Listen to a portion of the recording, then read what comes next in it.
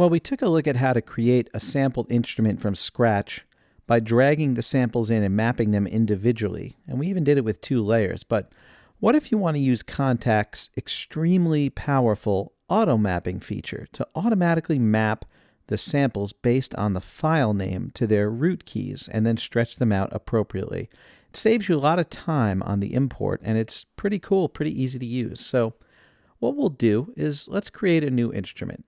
We'll go to the settings and go to the mapping editor. And what we're going to do is just drag those files in right here. So I still have them in the Finder. There they are. I'm not going to care about where they go. I just want them to be easily selectable. So they're not going to be in the right order. I drag them in there, and as you can see, it's alphabetical, so the octaves don't translate.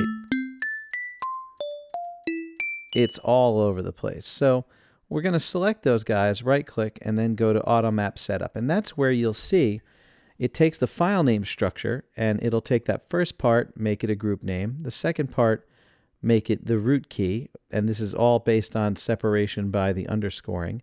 And then ignore the third part, which is a velocity layer. So normally when I use this sample setup with 2 velocity layers, you can make this one the minimum velocity, make that the maximum velocity. And with the root keys, you can make it root keys, or you can make it a low key and a high key. So if you want to decide, hey, I want this sample to be G1 to E2, then you can decide that ahead of time and put it in the file name. So I've got everything looking the way I want to. I'll hit apply. And I'll select those sample zones again. And what I'll do is go to Automap Functions and hit Automap Selected. And now,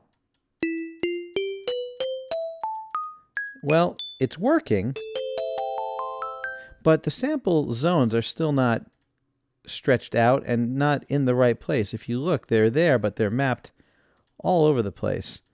They're at their correct notes. That's a G2, that's an F3, but I'd like to get them in order, and I want them stretched out a little better. So we're going to use the auto map to also spread the key ranges around via the root keys. Watch this. There we go. So now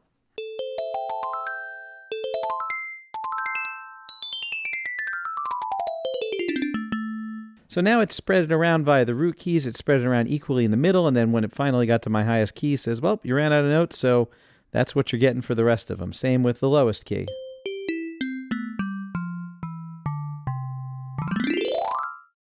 There we go. Using the auto map, we were able to quickly build a sampled instrument. We could build our layers that way. We could have them automatically layered. So again, if you connect this back to the workflow discussion, if you have your workflow going really well for you, the sample import part will be a piece of cake.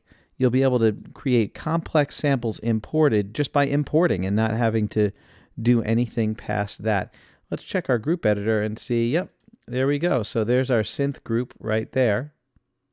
And it created a group called synth based on the file name, just like it said it would. So really, really cool feature, the auto mapper.